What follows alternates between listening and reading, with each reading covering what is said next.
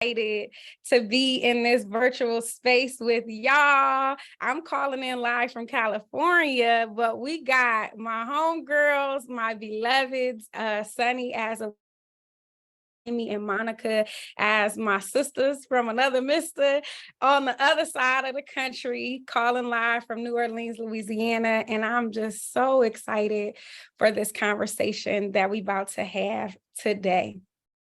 So I will start us off with a welcome and an introduction. So I am Dr. Rela Violet Botts Ward. For those of you who may not know me, I'm honored to be a postdoctoral fellow here at the UCSF Repair Project. And I'm also the instructor for the Black Feminist Healing Arts Communiversity course. My pronouns are she, her, hers. And for folks who are new to our community, we practice image description in this space to honor accessibility, which means we just tell the folks what they see on the screen and explain the flyness that we are showing up as. So I am a light-skinned Black woman, but I got a little tan, so I'm a little more brown than I was last week. I have on some cat eye orange glasses, a little curly afro bang with a lavender-ish, mauve-ish head wrap and my Sankofa tattoo out. And I'm not calling from home, y'all. I'm calling from a hotel room because I'm on vacation. And there is like some wood doors and a white bed and a white pillow in my background. So I want to invite Sunny, Monica, and Jamie to introduce yourselves real quick, just telling the folks your name, your pronouns, your image description, and where you're from. And then we're going to get into longer introductions a little bit later. All right. I'm Sunni Patterson. Lord, okay, where we start? I have a cream pillbox hat on and cowrie shell earrings. What is this? A mustard, linen jacket, a leopard cheetah print.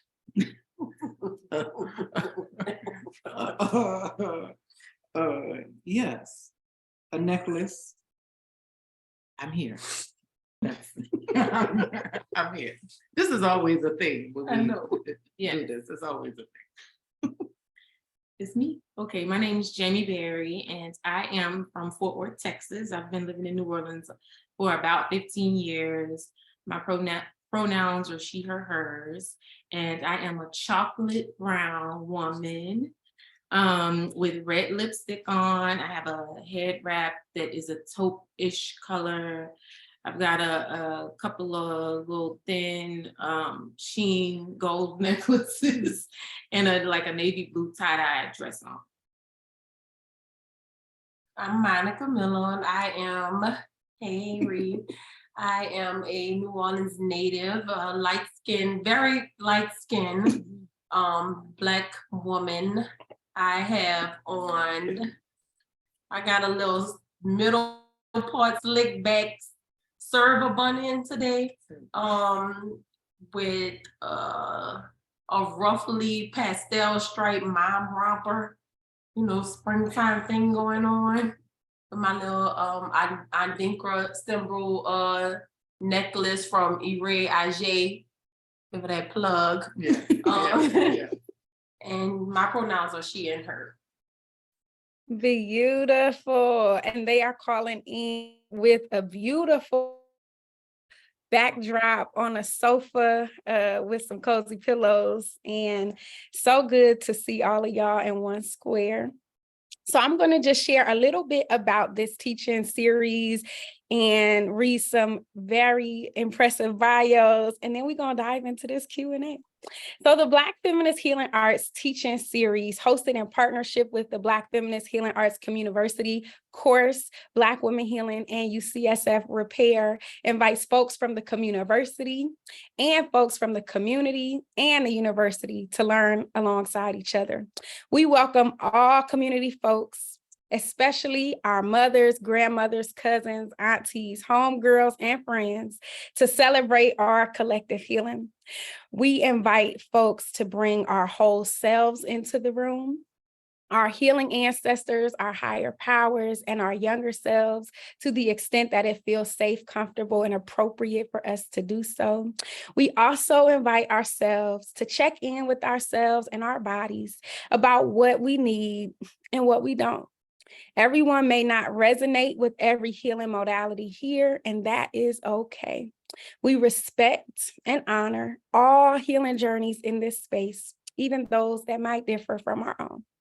And we also want to pay our respects to the Ohlone elders, past, present, and future, who call this place, the land that UCSF sits on, their home. Ashè. So now I'm gonna get into these bios of my friends and the institutions that they are a part of, so that y'all can have some context for who these folks are and what they do. So the Ashè Cultural Arts Center is where they're calling in live from. And each of them are community health workers with the Ashè Cultural Arts Center and the I Deserve It Project. So Ashè Cultural Arts Center's an innovative programming is designed to utilize culture in fostering human development and civic engagement. As ecosystem builders, they develop and deliver programming and direct services that support, leverage, and celebrate the people, places, and philosophies of the African diaspora. And I Deserve It is a collective effort between Ashè, New Orleans East Hospital, Tulane University School of Public Health and Tropical Medicine, and the Institute of Women and Ethnic Studies. Ashè to all that wonderful work happening in New Orleans that we're about to hear more about. Sunni Patterson, New Orleans native and visionary, is an internationally acclaimed poet, performer, workshop facilitator, certified spiritual life coach, consultant, and an initiated priestess and minister. Ashè. Jamie Berry is a mother, doula, community advocate, and a stage manager who specializes in planning and managing production event activities, facilitating communication across creative and technical departments, and advocating for equitable and safe work environments. Ashè. And Monica Malone is a proud Black mama, wife, and hairstylist, a proud New Orleans native and resident.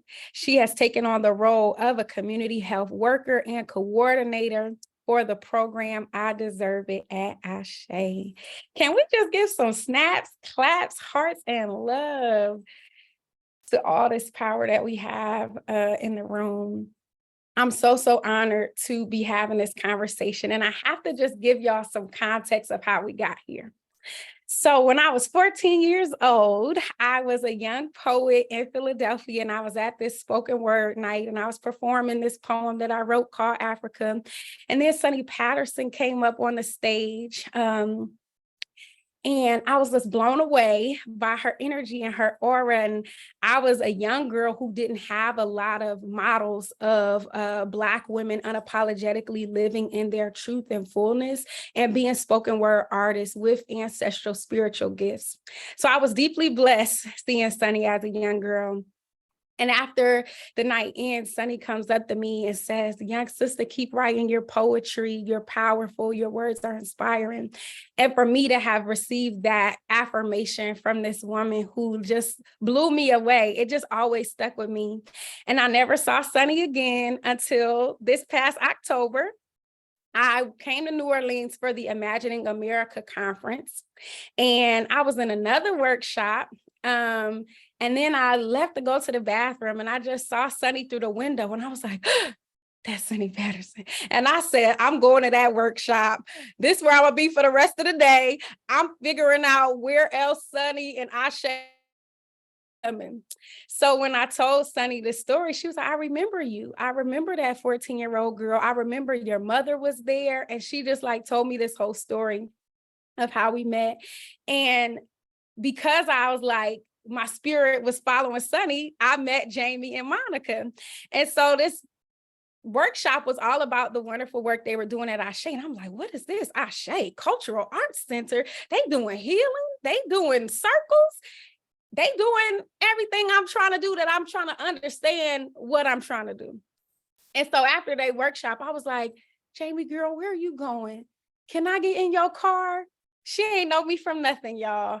But my spirit just was like, stay with them. So I left the conference and I just hung out with Jamie all day, y'all. And Jamie rolled me around in her car and took me all over, took me to Ashè, and then Monica linked up with us. And I mean, when I tell y'all, it was an adventure. And my mom was also in town. So my mom and Sunni and Jamie and Monica came to my workshop the next day, which was on Black feminist healing arts. And I was like, I got to figure out a way to like stay in touch with y'all.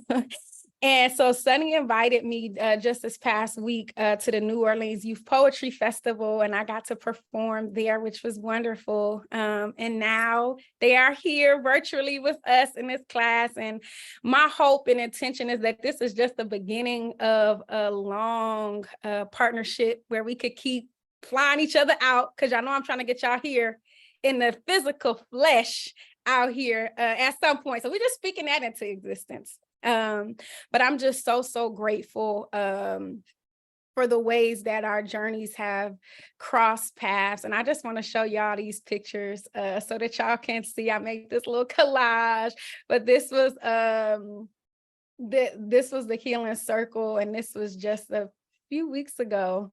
But just the love and the warmth and the embrace that I have felt from these sisters has been beautiful, and I feel so grateful. And so much of what we've been talking about in our class is communal care, and I have just seen communal care modeled so beautifully at Ashè. So I say all that to say, my intention with this is just to honor and celebrate y'all, to celebrate who y'all are, to celebrate what y'all do, and to let folks just be introduced to a glimpse of your warmth and brilliance in the ways that I've got to experience.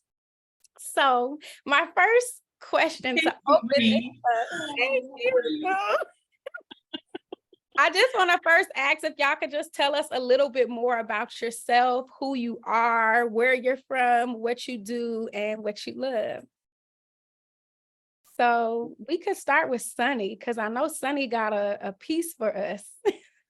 Oh, yeah. Sunni Okay. got a piece for us. And then we could get into our introduction. Okay, perfection. So the piece, which is, I guess, no coincidence that we will start with in this aspect of honoring women, and women specifically because of the community that comes through women, just physically, but also just going back to that, the community care and what happens when a woman is healed and en route to healing, especially when we look at healing as a word that says to make whole, that to heal is to make whole. So when we think about this and we think about this aspect of woman, and we think about what it is that we do, every aspect of stitching and piecing and pulling and pushing together, and what that means for us. So we'll do a poem for Oshun. Oshun is, for lack of a better word right now, I will say a goddess in a sense, who really speaks to us about this aspect of attraction. And a lot of times when we hear attraction, for whatever reason, we only think of something that may look good. But the thing about attraction in this way is almost two things coming together, two things that empathize to come together in this way to complete a merging. This is what this aspect of manifestation strategy is really about. So we look at this essence of Oshun as this aspect of a master strategist in this way, a number that is consistently linked to her is this aspect of 5. So when we think about 5 in the number line, it's really in the middle of the number line. So it's open right at the top and it's open at the bottom. So we look at this number as something that the energy and essence of the number, right? As something that is able to bring things from our past here, bring things from our present, or really from our future here, so that by the time they come, I don't know how to go, there we go. So that by the time, right, it comes together, it's creating this aspect of alignment. And this truly is what attraction in this way is about. So the sweetness that needs to be there in order for something to be attractive, right? We're not truly attracted to something that is not sweet to us. And what does that mean? So sometimes that can be relative, and most times it's not. So in honor of Oshun, how was I starting? I was gonna say, who you asking? Right? Sing with me, sing. Be there where they need Oshun. Be there where they need ya. Where they need Oshun. Be there where they need ya. O cheke ni wa need Oshun.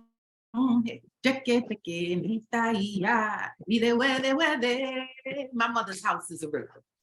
I am lured to her door and immediately I am humbled.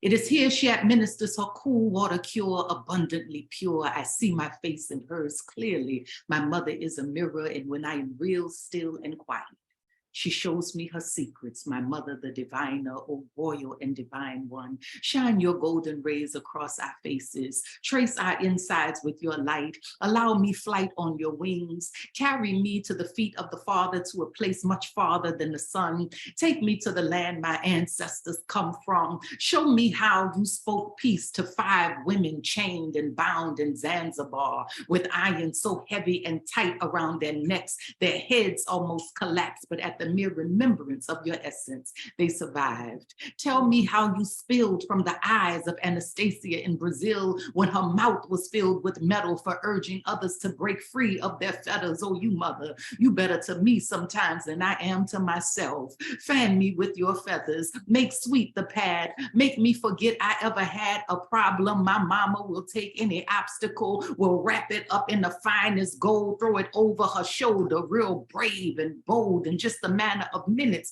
you watch a healing unfold. I swear, my mama is a miracle. With just a touch of her tips, barren women are given children, the sick become healed. I am filled with delight at just the mention of your name. Oshun, it is you, so often misunderstood, so often I wish I could just stand atop the roof of your house and shout of your majesty, O golden lady. It is your face in painting and picture and feather and fan and grass and water. You are distinctly divine, and I can't say enough times that when you come to my mother, oh, you better come smart, because her honey is sweet. But that blade is sharp, O perfect protector of children, great defender of women, gracious lover of men. She comes to serve you her love on a platter, eat up. There is plenty more where that came from. She is the generous one, will prepare a table before me in the presence of my enemies. Surely goodness and mercy shall follow. My mama is a leader, a champion, a queen. Come, let her hide you. Come and get your feed, and you can stay till you are full. When you are here, there's plenty room in my mama's house. I am humbled and honored to be in such a holy space. I place you high, mama. Glad that I'm one of your daughters. You anoint my head with your waters and my cup runneth over. And before you know it, I am back at your door to offer a salute and give you thanks once more. Ooh, Ashè. All right. Yeah. That's cool. That's cool. Somebody said, wow. That's fun. Excuse me. Yeah, the essence that truly does bring us, the essence that truly does bring us everything, because there is nothing, what the representation of it is desire, because there is nothing can begin without desire. So this is how we know that this essence, what we call Oshun, we're calling this thing Oshun, but the essence of it, of course, is is something else in this way, right? How we would see, how we would interpret, how we would feel, how we would believe, how we hold, all of these kind of things. But the wonder of it is still this essence of desire, because again, nothing can begin without it. There is no attraction without desire. I can't be called to even my greatest good. I can't be called to my most appropriate good. I can't be called to my most favorite, even when I don't know it's my favorite, but I can't even be called to it unless there is a desire that I already have in it. So it's this aspect of not just manifestation, but what would be the word? Magnification. It's a magnet, right? In this way, that what I am pulled to, it already exists, right? So that pull is already there. It's something that already exists, which is why I'm attracted to it, because I can see it here already. So that's what the essence represents. So I'm grateful that we're able to start with this aspect of desire. Yes. Ashè, thank you so much, Sunni. I'm so grateful for your words. I love that poem. And my heart is so full. So I'm going to just invite y'all now. And yeah, maybe we can start with Monica. I see you trying to hide in the corner, sis. I'm going to call you out. Hey, boo. So Monica, tell us about yourself, who you are, what you do, what you love. Just a little introduction for the folks. And then we could go to Jamie and Sunni. And then I'll get into my real first question. Okay. Again, I'm a New Orleans native. My family has been here for generations. I think I may be like a 6 or 7, maybe 6th generation New Orleanian and resident. I'm a mom. I have a 21-year-old daughter, well, almost 21-year-old daughter who's a nursing student at PV at Prairie View A&M. I have a beautiful 11-year-old daughter also. I have a husband. I've been married 12 years. And I'm a hairstylist by trade. So I've been a hairstylist for maybe my entire life. I'm also went to school for psychology, but we won't talk about that because I never finished. But anyway, yeah. So I think like my motherhood is what leads me in everything. I think it's just like why I feel I had the women in my life were very important. My mother has always been like a leading light in my life, and my grandmother. So I think I lead with motherhood and like everything that I do. It's like my nurturing aspect. It's the way I look at everything, like to care for things and to love up on things. So that's just a little bit about me. There's much more, but it's not relevant. This person.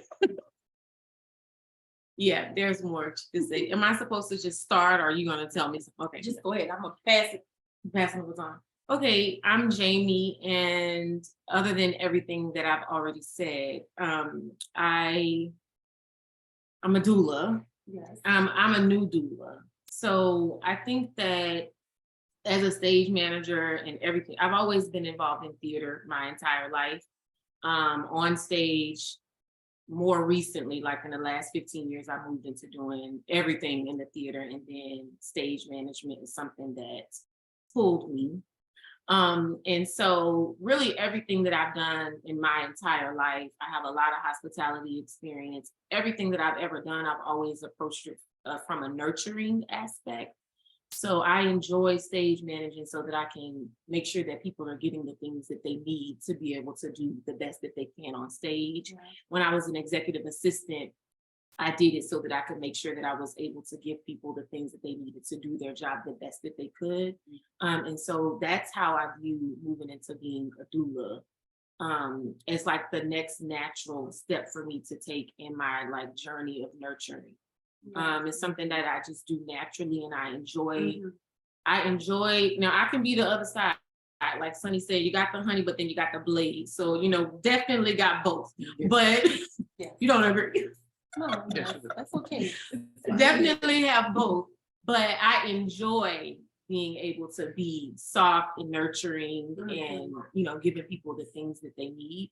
So that's how I view moving into being a doula and my work.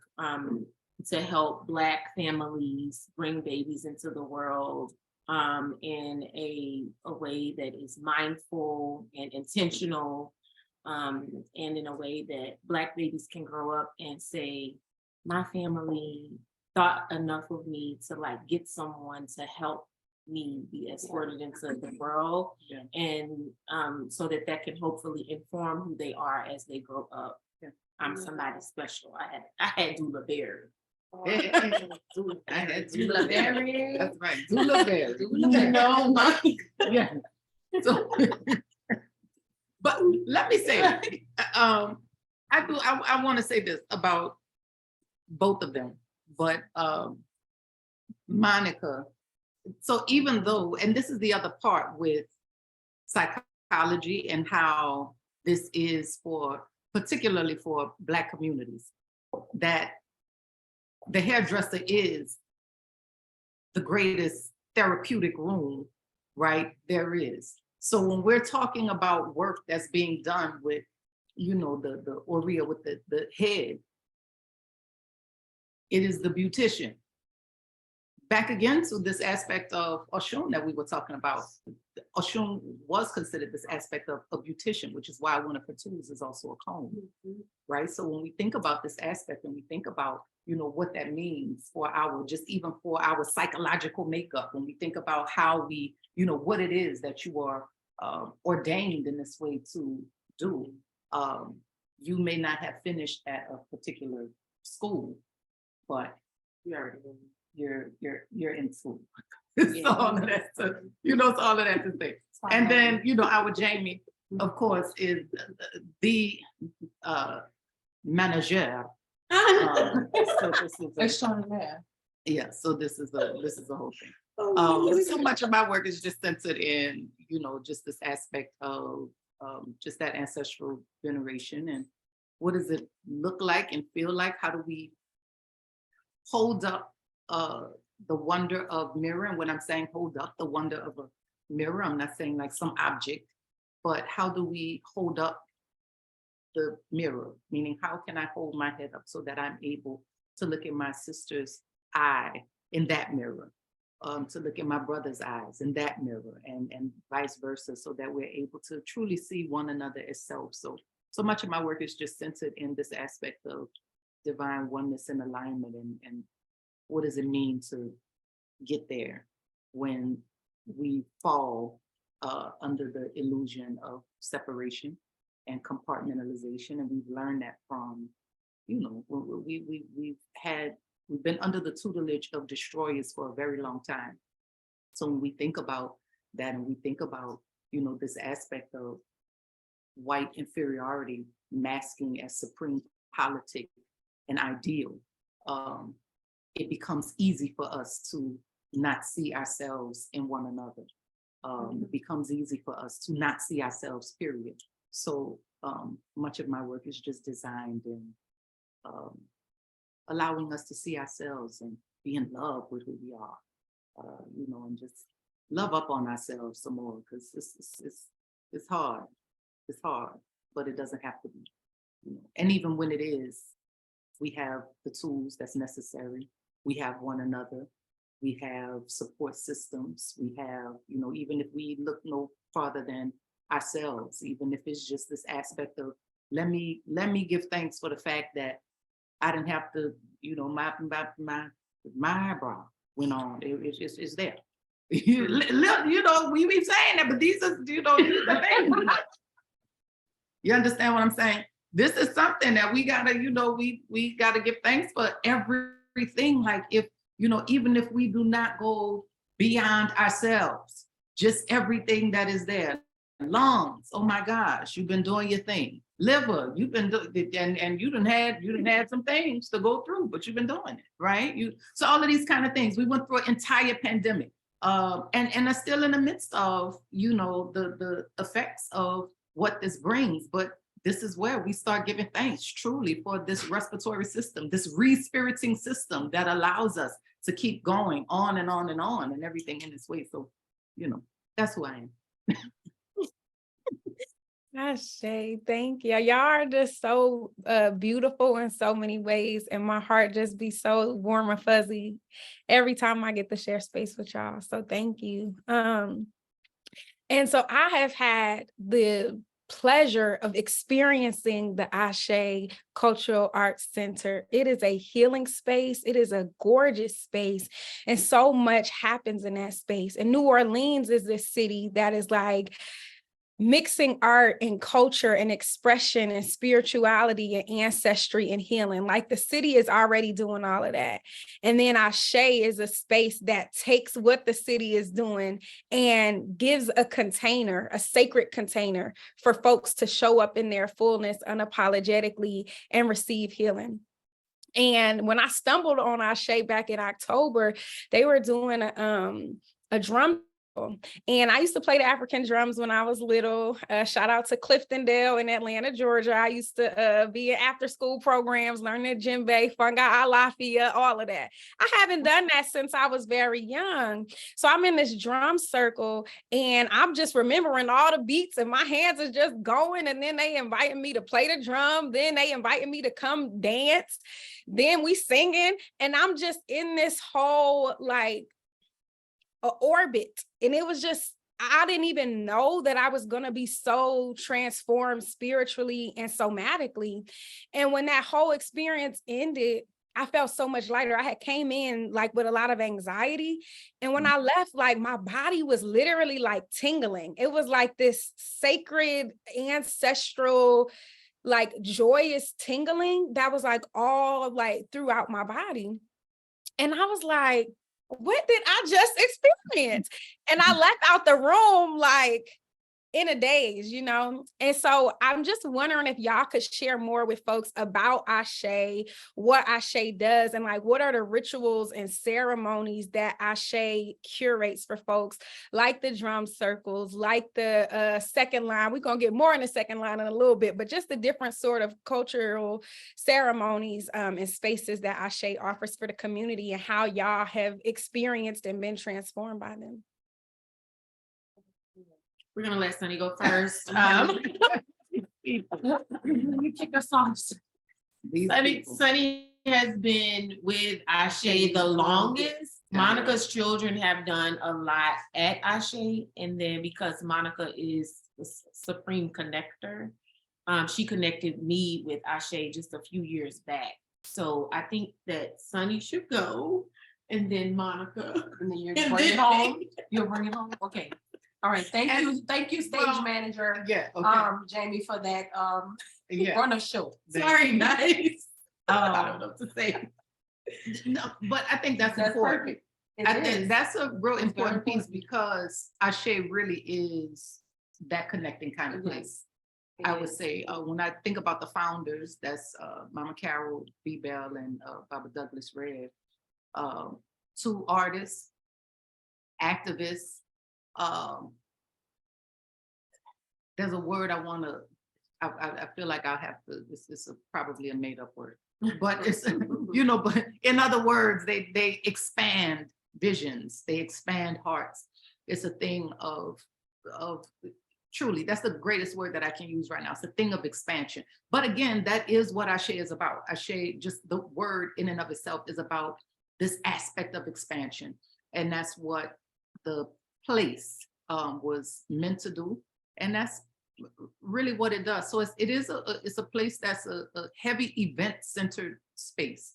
So I would say it's heavy event-centered, but also that is a part of the ritual aspect of the space. So somebody else might say that's just like even the event that you came to, right? And the event where you again helped us to expand as a group, we can say audience, but you know, like we say in that way, this is Ashè is a place that allows us to go from just being performers to prayer formers, right? In this way. So when I think about that, and I think about the intention around all of the events, it goes beyond an event, but it goes into this aspect of ritual.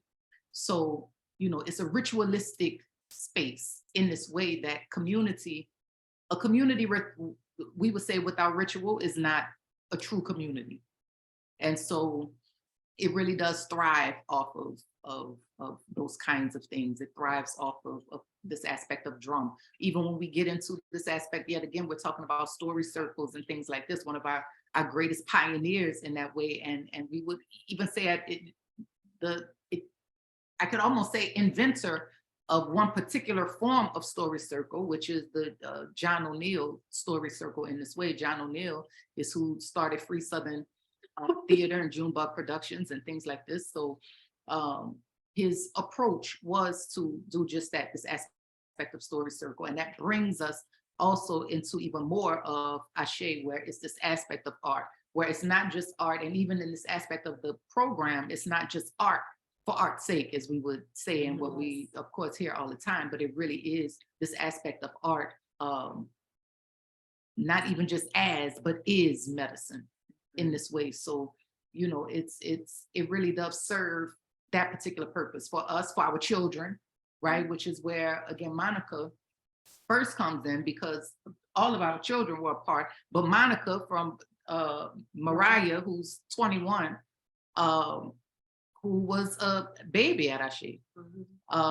And, you know, when Monica came, now Elle being 11 is another baby at Ashè. So it's, you know, and my children and now, you know, Jamie's children. So, you know, when Monica came in, she couldn't help but to, well, she really couldn't help it because her mother-in-law is That's another story. her mother-in-law is, you know, the leader of health equity at Ashè in this way. So it was a thing of, Monica, you just got to come in.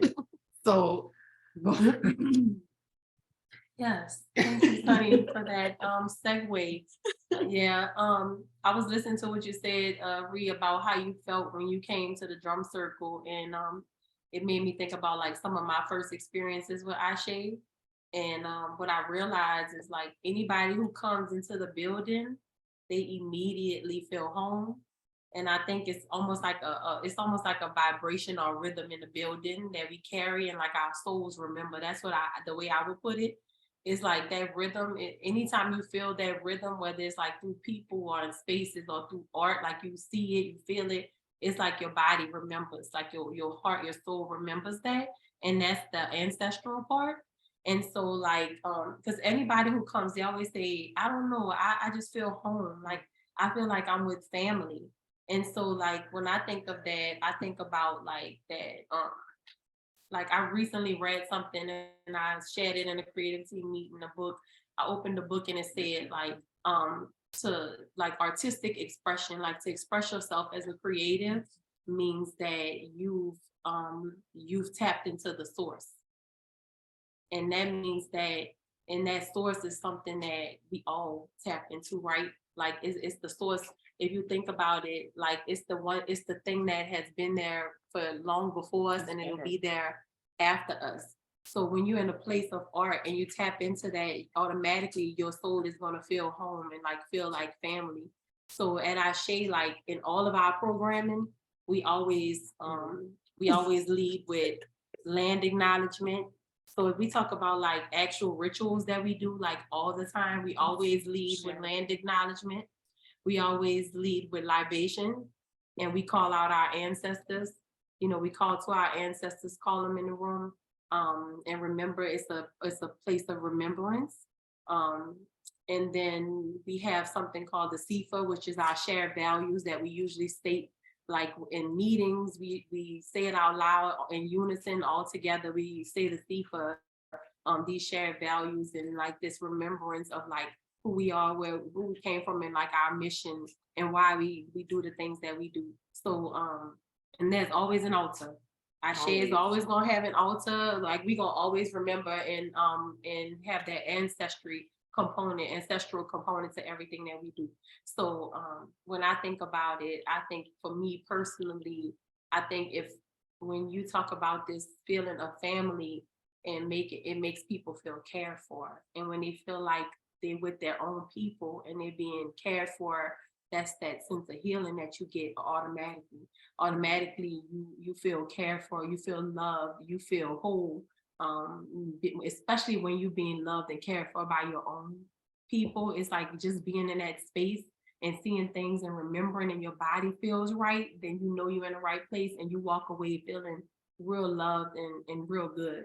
And then you're going to carry that into everything that you do. Like your body is going to remember, and so it's going to come out in other artistic expressions in a way that you love others and things like that. So that's just a little bit. Yeah, I would say the same. I was telling Monica earlier that Mama Jamila, she has been at Ashè a long time too. Since the beginning. But I heard her saying one day, she was saying that there was a study done, and I don't remember the numbers, forgive me. But she said there was a study done for people that have migrated or moved here, that after so many years, they weren't as healthy. And so they started looking at why they weren't as healthy.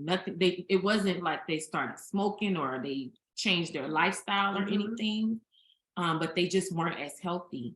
And the root cause of it was that they weren't connected to their culture anymore. The way they would eat, the rituals they had, praying in the morning or getting together on Sunday with family, or whatever rituals they were tapped into or rooted in, they no longer had that being in a new place. And it made them physically sick. And so I think that is the big idea behind Ashè, but also the I Deserve It program. You just immediately feel rooted when you come into Ashè. You feel connected, and it's something that you can't explain or even understand, but it's almost like Monica said, like your spirit recognizes something in the building or something in a space. You just feel like you should be here. Like how you said, I remember you said, I'm not ready to go. I'm like, well, if you want to ride in a go-kart, then come on. You can be with me all day. But it's like that thing, like you don't even know why. You really, you just do. You feel good, you feel better, you feel connected, and you feel invested in it. Everybody at Ashè is so passionate about everything that we do, and it's because we really are invested and connected to it, and we want it to do well. And so I don't know if I've added anything or not. Did we answer the question? Y'all definitely did. Yes. So that kind of thing is not something that you can always fully explain, but you know it when you feel it, No, and y'all have already said this, but I just want to affirm, like, this is health work, right? So UCSF is the school that is about medicine and health, but often centering Western Eurocentric understandings of what it means to do healthcare. But what y'all are doing is healthcare. Caring for people in the ways that y'all do is healthcare. Monica, the way you braid hair, Jamie, the way that you be a doula and stage manage, and Sunni, your words and your art, like that is all healthcare. And I just want to honor and affirm how Ashè does healthcare, and that the I Deserve It project is basically doing that affirmation. I Deserve It is saying, look, we're going to partner with medical institutions. We're going to partner with folks who are doing more traditional healthcare to be able to honor and affirm that everything Ashè already been doing has been that. So Sunni, I want to come to you for this next question, because I heard you talk about the second line as a health intervention, and that inspired me so much. And you said something about how you think it's just footwork, but really it's ancestor work. Like when folks are doing the second line and pounding feet to concrete and conjuring like ancestral memory. And I'm just wondering if you could talk more about what the second line is for folks who don't know, right? Because we talking to a lot of folks who maybe never been to New Orleans before. So first of all, what is the second line?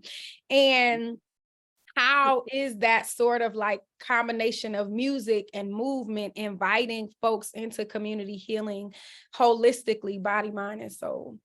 Yeah. So the second line is, that's always a question as far as why even the number second line and what that means. So in a lot of cases, it is this aspect of, say in particular, a funeral.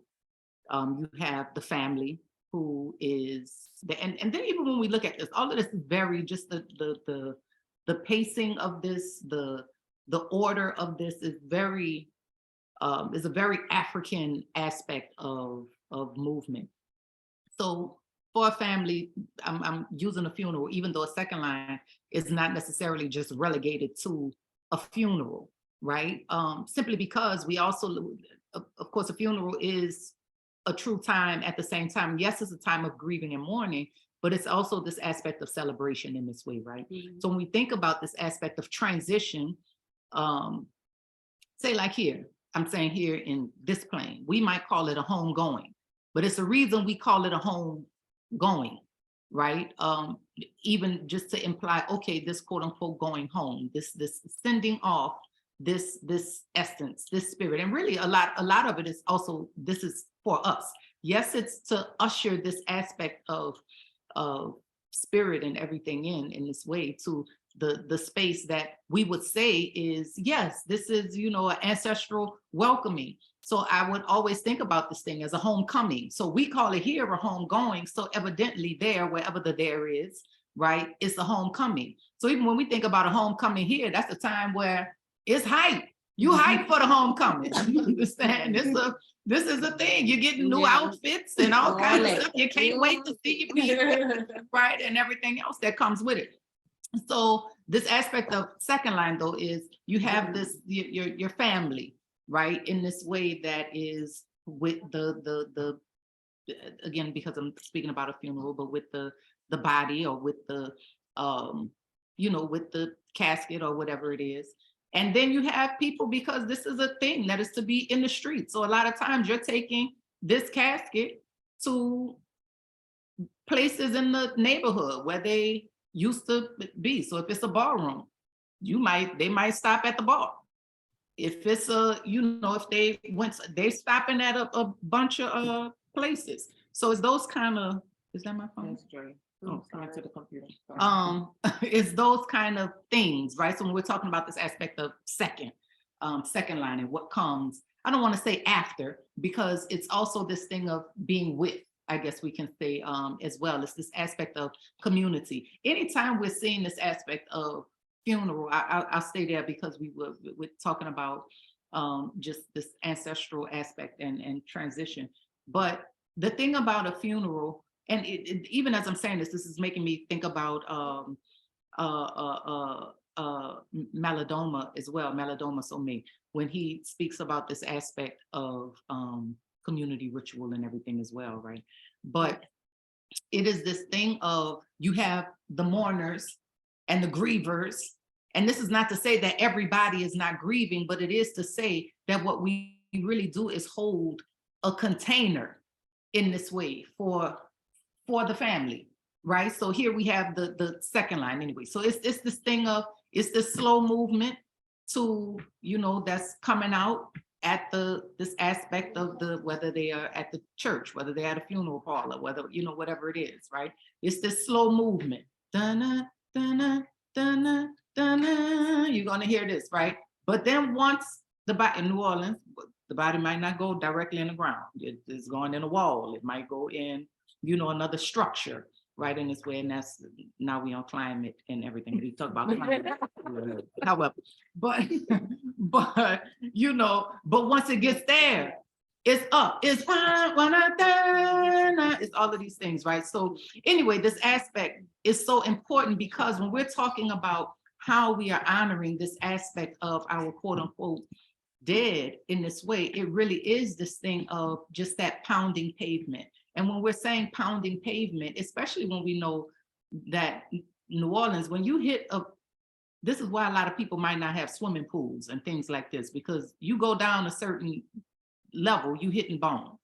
That's just a natural thing here because of how the ground is, because of where we sit, because of, you know, because of so many things that play a part. So it's all of these kind of things, right? When we're talking about pounding pavement. But now, what does this mean for health? To bring this to the I Deserve It program and everything in this way, we're looking at like, okay, what are things that we are already doing that one tie into every aspect of health? So when we're talking about health, we're not just talking about health like this aspect of, oh, my heart. So even if it is this aspect of heart, it may not just be heart because it's a heart attack, but it could very well just be my heart is aching because my heart is broken, because I may not be with community, because I may not have my family, because, or it could be in cases, right, because you got a grandmother that's taking care of not just her grandchildren, but her great-grandchildren, right, and things like this. So it's so many other stressors that's there, right?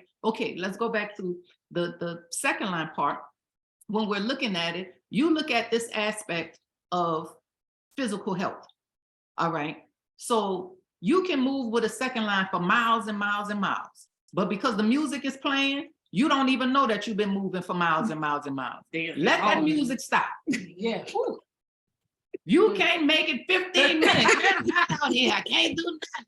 Oh no, where we park the car? So it's all of these kind of things, right? So the thing for us, again, in practicality and looking at, okay, what can we do that we are already doing?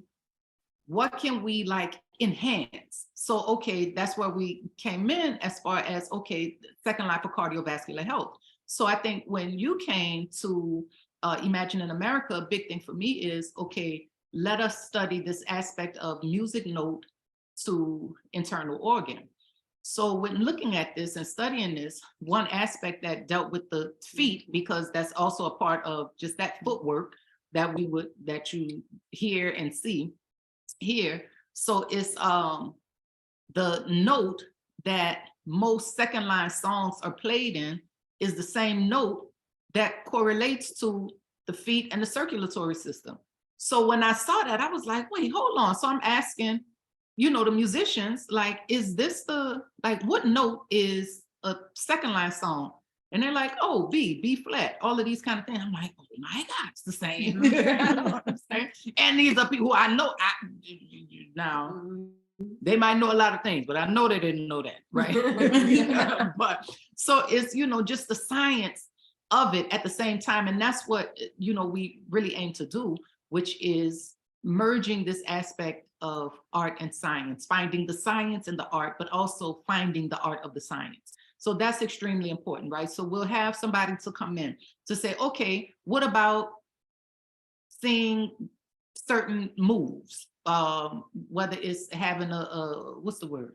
Not just a dancer. What's the word? Kinesthesiologist. Yeah. All right. Kinesiologist. You know what I'm saying? Yeah. So,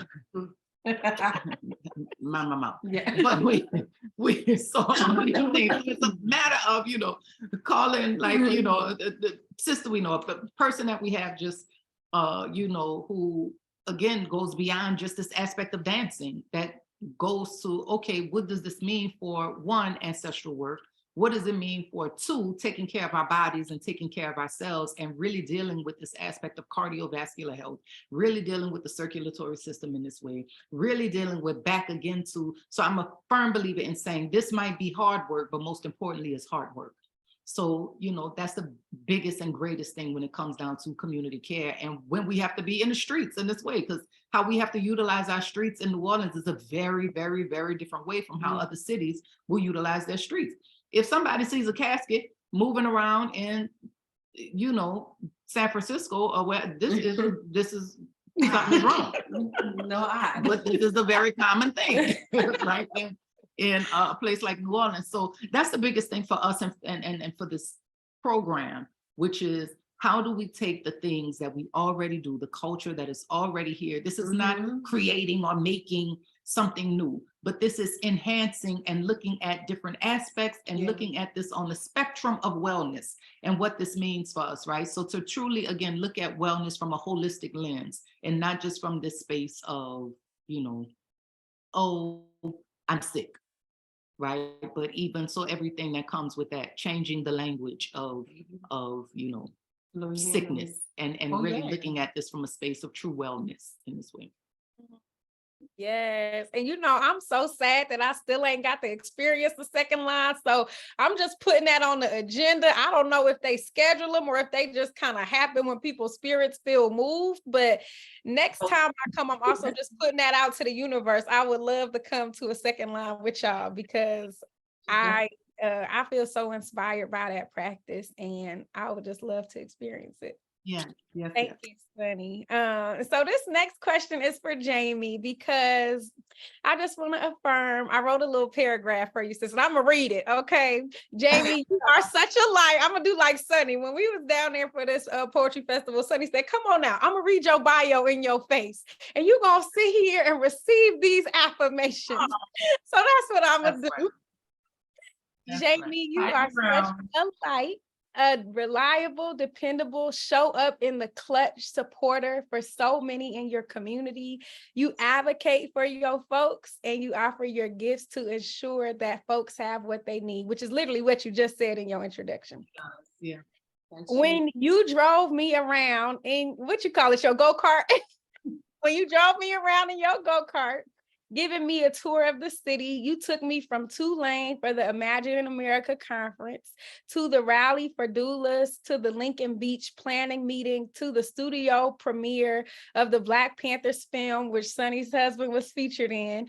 And you were heading off to stage manage support for a play about grief, all with your son Dre in the back seat. And this was just one day in the glimpse into the life of Doula Berry. So, as a mother, doula, stage manager, and health advocate, I'm wondering what have been some of your most proudest moments and your favorite memories in your community health work journey.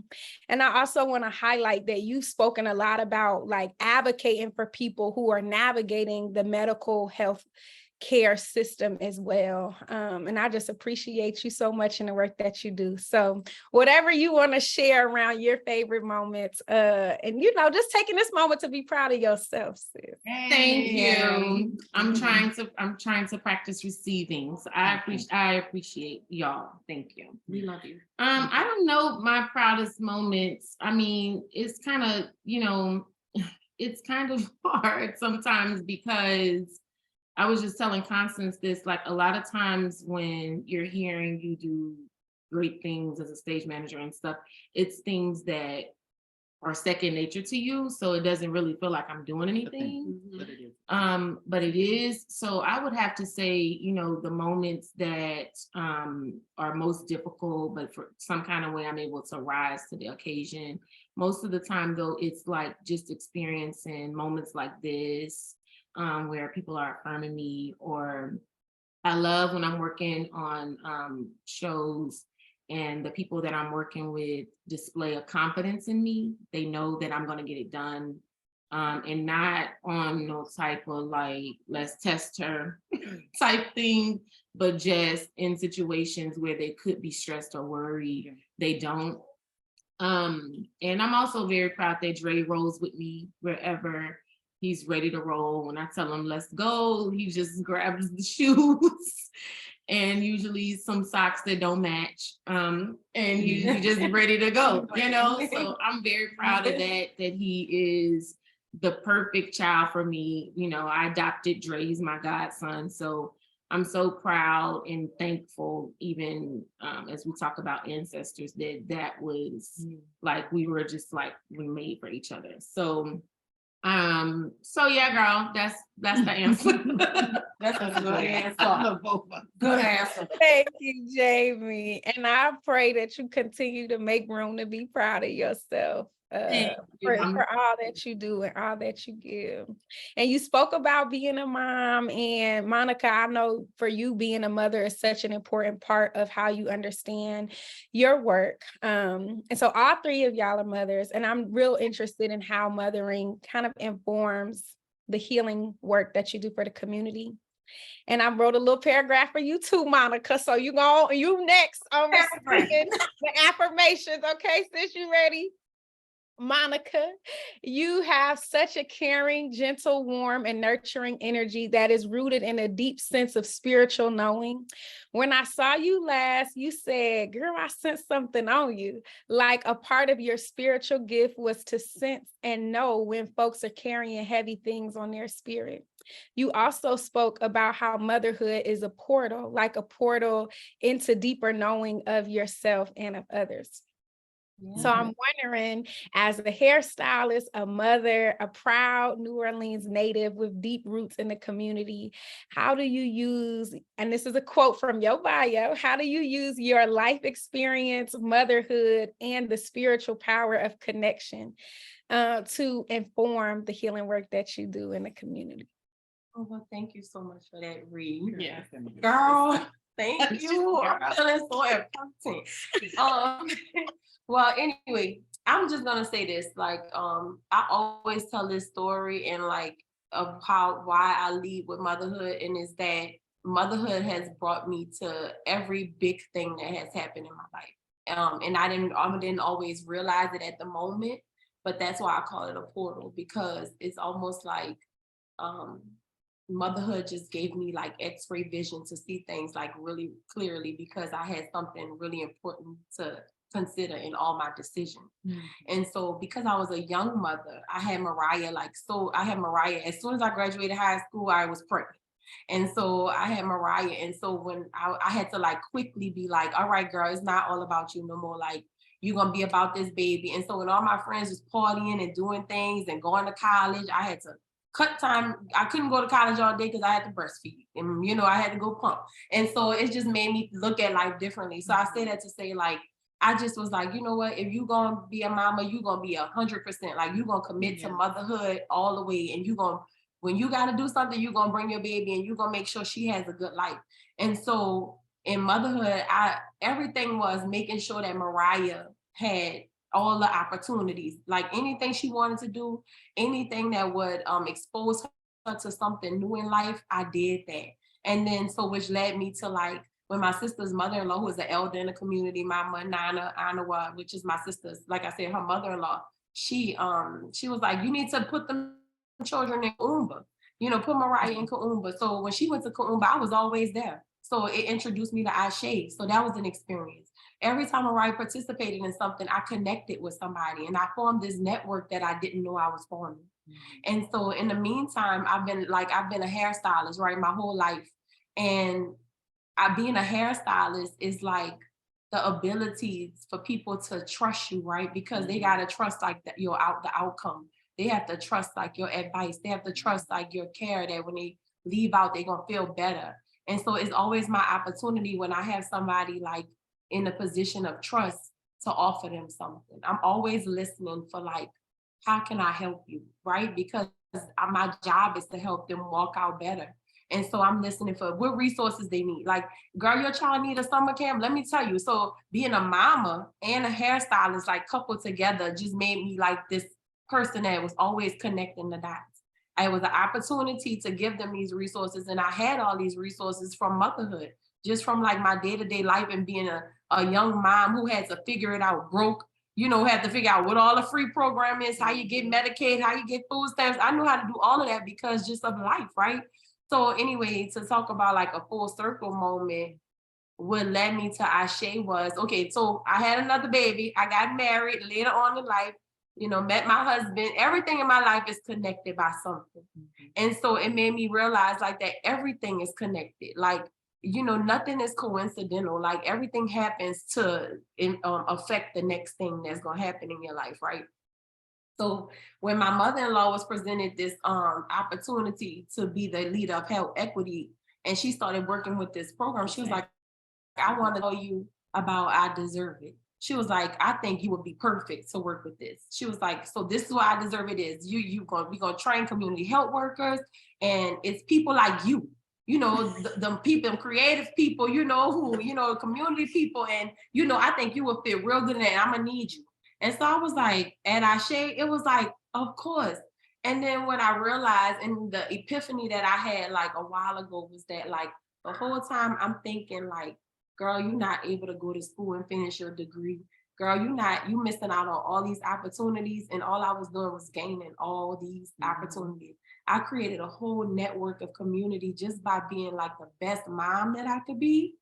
It made me like develop all these relationships and trusting, because I was doing it with the intention of just being part of the community, like actually trying to be a part of my child's life and the other kids and my children.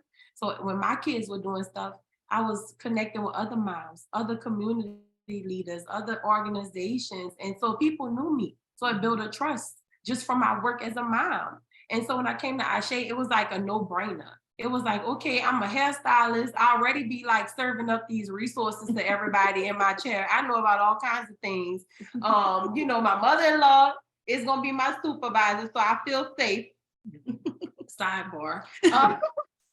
And then, you know what I'm saying? And then it's at Ashè, like my dream job. Like it's really my dream job. Like it's a work in community. And because when I set out to get my psychology degree, everybody was like, girl, why you going to school for psychology? You ain't gonna make no money. And I was like, I did it with the intention for community work. And it just all came full circle because I didn't even have to graduate and I'm doing community work. So long story to get to the point. And then after Miss Avis got her on and she agreed, then she called me and was like, girl, you should, Jamie, you'd be really good for this. Yeah, she connected me. So that's why I call Monica to connect. Yeah. She's like, if you need anything, you just call Monica and ask her who does this or where can I go for this, and she'll know. Yeah. True. So yeah, that's me. You know, I probably repeated the same thing 7 times. But No, and you know what, Monica, you gonna stop coming for my friend, because every time you be dropping a profound word, then you be like, but I just be rambling. Meanwhile, you just gave us a whole sermon on motherhood and the way that spirit be moving through motherhood. And I'm so proud of you. And I remember when we first met, you were talking about like, you've been a mom all these years and how you like stepping into this new phase of your life where you starting to see yourself as wise and brilliant and worthy. And like, I just want to affirm all of that for you. And the work that you're doing is so amazing. And like, you know, what you do can't be taught in school. You know what I'm saying? Like, you needed to have the journey that you had to develop the brilliance and the wisdom and the knowledge that you have so that you could pour it into the community in the way that you do. Yeah. So I just honor and affirm your whole journey. Yeah, thank you. Yes. So I have a question for you, girl. It is New Orleans reading. Sunny, I got another little paragraph for you, and then I got one more question, and we're gonna go to the audience Q&A. Now, y'all know every week thus far, we done went past 6. So I just appreciate y'all. Y'all know us as Black folks. We have a complex relationship with time. So thank y'all for always just being patient when we go over, because the spirit be moving us beyond 6 o'clock every time. So I shaded that. But Sunny, you have spoken so much about performing with your children, and that's something that I have admired so much. You talk about it as for you. And because so much of your work is about honoring ancestors, it makes me think about the relationship between children and ancestors. And I know that you uplift and honor children and ancestors so much in your work. And I'm wondering, how does it feel to perform poems about ancestors with your child strapped to your back, or how it feels to perform alongside your beautiful daughter, Mazi, who has such a powerful voice at such a young age, her singing ritual songs to open up your poetry performance? Can you speak more about how you came into your spiritual gifts of ancestor work and how poetry and motherhood might have allowed you to deepen those spiritual gifts? Yeah. Growing up in New Orleans, most people grow up very, most people grow up very Catholic. That's a big thing here in New Orleans. Something Catholic, you're gonna be Catholic Baptist, Catholic Muslim, Catholic. It's some kind of way Catholicism plays a part. So I'm a fast forward because I've been. Here's my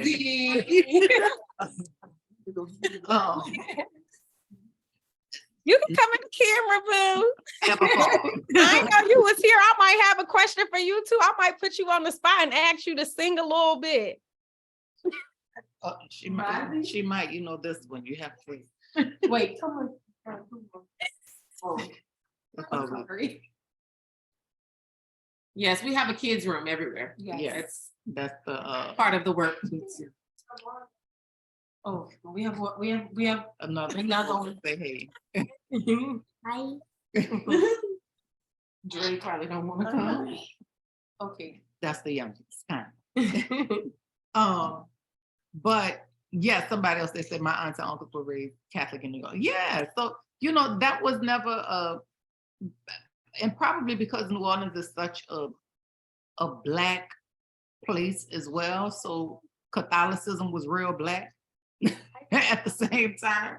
So it was Jesus had locks and everything else. I mean, I can say that is where I first, when we're talking about like slave revolts and things like this, I learned about that in church. My writing, I will always credit being a youth speaker and young activist and everything. I would always credit church for allowing that to happen, from the priest to say, Sunny, the Archbishop is coming in, I need a militant poem. I didn't know what militant meant at the time, being young. And I'm saying young as in like 9 and 10 years old and everything, right? Even though it was a thing of writing before that, but it wasn't something that I knew. So I would always say that the church, it was always a drive for spirituality to be a part of my work in artistry. So then even with that, I used to, when I was young, I used to like fight a lot and everything, that's a whole nother. I used to do that a lot. So I would get put out of schools. So who Monica spoke about, her sister's mother-in-law, Nana Anawa, was my mentor when I got put out of school. So when so I was expelled from like the first high school I went to. So she was in my life from junior high, when I would be just suspended and things like this from school. But then in my first high school, with being expelled, I could not go to another school. So it was Nana Anawa who brought me in this way. So Nana Anawa had something called the Neighborhood Math Center, which was where she was always one who was in all of this white. My mother, who is very much like a Monica in this way, who it wasn't things that my mother was necessarily, certain things that she wasn't a part of, but she knew where to put me. Mm-hmm. So Nana Anawa, that was a place, even though we grew up in, with African art and everything. My mother sold African art out of the church. That was her. She sold African art, so we had festivals. I'm little growing up in festivals and, things like this. And Nana Anawa, how this aspect even more, I can say, of spirituality, specifically when I'm talking about African spirituality. It was Nana Anawa who, while I would be with her, I was like, it was always this calm that she had about her. And I said, whatever this is something that I want. It's something I want to have. And she kind of just took me in, and, it was just, and that's a whole story from there. But it's a beautiful one and a beautiful journey in the midst of everything. We had something, again, New Orleans is just that kind of place. I mean, I watched a casino that tried to open in Congo Square. I watched a group of folks in, African traditions not allow that to happen in very supernatural and spectacular ways. Yes. I watched this not happen, things like this. So I was like, oh yeah, no, that's me. That's what I got to do, right? It's all of these kind of things. But anyway, and bringing on this aspect. So even with my children, it wasn't a thing of when people would say, oh, you travel specifically with my son, my oldest son. It was a thing of, I don't know, I never questioned it, right? It wasn't a thing of, it's like, you got your bag, you got your phone, you got the baby, and you just go, it wasn't a thing. It was another piece, of me. So with just constantly try, because what I knew was that I couldn't stop my dream.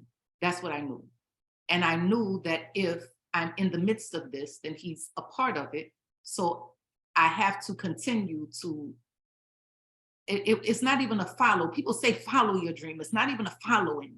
It's a thing of it's follow and lead and be in and create and make, and it's all of these kind of things that come, that come with it. So it's a thing of with the children, and knowing that these are little ancestors returned in this way. It's not even a thought. I don't know. You don't think about it. You just know that you got to go, and They gotta come. If that's the case, I'm grateful. I can say this is where I do have to give thanks for my husband, because at the same time, and for my family, but specifically for my husband, because if it were not for him and how he truly is able to hold things down in a way that I wouldn't be able to show up in the way in which I do. I know that for a fact. I know that when it comes down to, when we're talking about creating abundance and all of these kind of things, and we know that that's beyond this aspect of paper dollar or so in this way. I know that family is connected to this aspect that is abundance in this way. So it's what allows you to create the quote unquote more, if that's the word that we want to use for it. It's this aspect of family that I have been gifted, this aspect of family that I dreamt about, that allows me to continue to be and move in my purpose in that way. And that's what family is supposed to do. Back again to community, back again to what it is that allows us to be who we are, that allows us to move with authenticity and individuality in a way that is not removed from this aspect of the whole, that allows us, that allows our individuality to be honored, and it's honored in this space of the grandness and wonder of just that community. We talk about this all the time with community in this way of, when I looked at this aspect of the word, like co is not just this thing of with or to, or this concept of coming together, right? So some people say community, some people say, this aspect of, but it's also this thing of the co and the COM, which can also be CON, which is, yes, this aspect of with, but it's also this thing of munity, which is this thing that deals with, where we see it again in immunity, we see it again in ammunition, we see it again in all of these things. So this is something that allows for protection, right? So a true community allows you to be protected. That's truly what this aspect of the word is about. So when we're talking about community, if I don't feel connected, if I don't feel protected in community, then I can say that it is probably not community. That was good. So that's come on with the words. We get to work with Sunni, y'all. Imagine the constant inspiration. Okay. That's a big thing when we're doing this work. So, really approaching it from that space of true togetherness, true alignment, true oneness, and what that really means for us.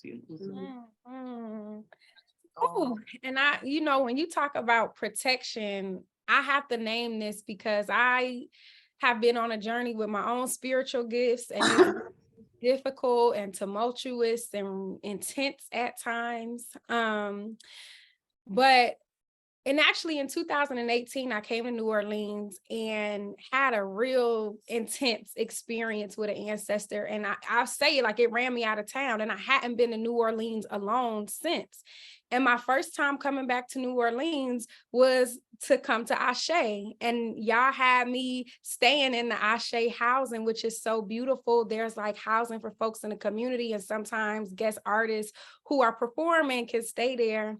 And when I tell y'all, I ain't never felt so spiritually protected in my life. Like that room, there was like an energy of ancestral protection. And it felt like, because my grandfather's from Louisiana, so I have Louisiana roots, and there's always this like connection to Louisiana that I don't understand because he passed before I was born, but I'm like longing for it. And it felt like my grandfather was in that room, and there was these pictures of these men who were in community with each other, who had their instruments, who was artists. And these pictures were around the room. And as soon as I stepped into this space, it just felt like my grandfather and all these men in the picture and all of these men who my grandfather is in community with in the ancestral realm, like that they were a community of protectors over my spirit. And I just felt like how you talked about that calm, because I struggle a lot with feeling protected as a Black girl who experienced so much trauma. Like, we don't always get to feel that feeling of protection. And it was the first time I ever experienced like ancestors in community, like that ancestors were in community, protecting me, guarding me, surrounding me. And when y'all talk about like the energy in the walls at Ashè, like I slept so good, like I slept so deep in that space, because I was like, these ancestors is in the walls, like protecting me deeply. So I just appreciate you, Sunni, so much for talking about like just community as protection. And it has me thinking a lot about how ancestors are in community protecting us too, and protecting our spirits. So thank you. Can't get around it. Oh yeah. You can't get around it. We can't get around it because it's an everywhere thing. You know, and I think that's, you know, for us, because we say things like this, oh, omnipresent and omniscient, you know, we say these kind of words, but then that's when we start discovering like, oh, we don't really mean that. You know, we mean that, oh, like God is here, but we just meant like right here, not over there, right? So this is, you know, truly for us to get to a space where we are able to, you know, that's why we're also big on when we're talking about, oh, how do we create safe spaces? Well, the thing is, yes, we can create safe spaces, but the reality is that you can have people who, no matter what it is that you do, will not, quote unquote, feel safe, because sometimes that's a relative thing. So a big thing for us is just creating sacred spaces. So if we know that the intention is this aspect of sacredness, this aspect of really sanctifying a space and what that means, then it gives a person an opportunity to put down, you know, lay down their weapons, lay down their arms. That's a big thing for me. How do we disarm people? So that when you come into this space, you can know that you can leave your weapon at the door. And it happens. If your weapon is ego, if your weapon is ego, leave it at the door. If your weapon is your attitude, leave it at the door. If the weapon is insecurity, let's leave it at the door, right? All of these kind of things. So that's a big part for us with this kind of work. And so we can say, okay, hairstylist, manager, poet, right? But the reality is that we need every part, piece, and parcel of each one, because if we're not good managers, good stewards, then what, right? If we are not in this aspect of, so when we're talking about stylizing a thing, right? This is not just something of, oh yeah, just whip it on. We're not just talking about hair. We're not just talking about lipstick. We're not just talking about clothes. We're talking about, how do I put on my confidence? How do I put on my worthiness? How do I put on my light? How do I put on love? How do I put these things on so that I can truly have on the whole armor of God, so that when I step, wherever it is that I step, I know that even if I fall in some kind of way, I know that I have a slew of ancestors that's here that can help pick me up off the floor, that can pick my face up off the floor when I feel like I have not been my best, that I can pick my confidence up off the floor, that I can pick, you know, my unworthiness up, all of these kind of things. And again, that's what the program is about. Yes, we partner with hospitals. Yes, we partner with this. Yes, we all these kind of things. Yes, we do that. But the reality is that what we're truly saying that we're partnering with is this aspect of our highest self, so that we can move in the best, highest, and most appropriate way in this world. Because again, it's too much of down, whatever that means, right? So this is about, how do we pick up? How do we get up? How do we look up? How do we think up? How do we just be up? How do we do it? Right? So that's what, you know, this whole thing is about. And just the reminder that people deserve it, that we deserve it. And being ready. Because what I was going to say is, there's a responsibility that comes with being in a space like Ashè. because people are constantly wandering into the building, don't even know how they got there or why they're there, but they know they need something. And it just happened a couple of weeks ago at an event we had for mothers that we had, and a girl in there was screaming, crying out for help, literally. She just couldn't hold it no more. Yes. And we all were kind of looking at each other like, okay, who gonna go first? Yeah, I'm like, Mama Jamila gonna get up, and then we will. And that's exactly what happened. It was a real moment of really solidifying and seeing why we do this work. Yeah, it's to table at events. It's to, give people the tours of Ashè and all of the fun and fluffy stuff. But when people are here crying out and they can't hold it anymore, especially on a day when that event was supposed to be canceled, and we ended up still rolling with it. Like, we are here. This is why we're here. We're here for you. And somebody's praying, somebody else is humming, somebody got the water, somebody's fanning, right. With just a full team of people there to make sure that when you leave, even if you don't feel better today, you know where you can come back to if you still need something. Right. And so that's one of my favorite things about it. Like, there's a lot of the meetings, we're constantly in meetings and constantly, constantly in meetings and constantly doing things. But I like the real moments when we can really, really affect people and affect change and have people understanding, where they can come if they need help and where they can send other people if they need help. And not just to get their electricity bill paid, right? But like, when your soul really, really needs something, and you know where you can go, it feels good to be those people, to be there for somebody in that way. Yeah. Ashè, thank y'all. I'm just thinking about, I'm having a moment, but when you talked, Sunni, about like the armor. And I be feeling like that sometimes exposed, because I'm working to develop, like, what is my ritual of like putting on my armor, like to like cover my body with protection. Like, and another thing that I love about Ashè is the Black businesses that y'all have, because y'all sell so much Black owned business, jewelry, soaps. I got all that. I got the soap. So when I be washing myself with that Ashè soap, I be feeling like I'm putting that armor on. I'm like, Ashè hands touch this soap, so I'm protected. And I don't know who made these pants. Constance gonna laugh, because I bought these pants. I wore them today.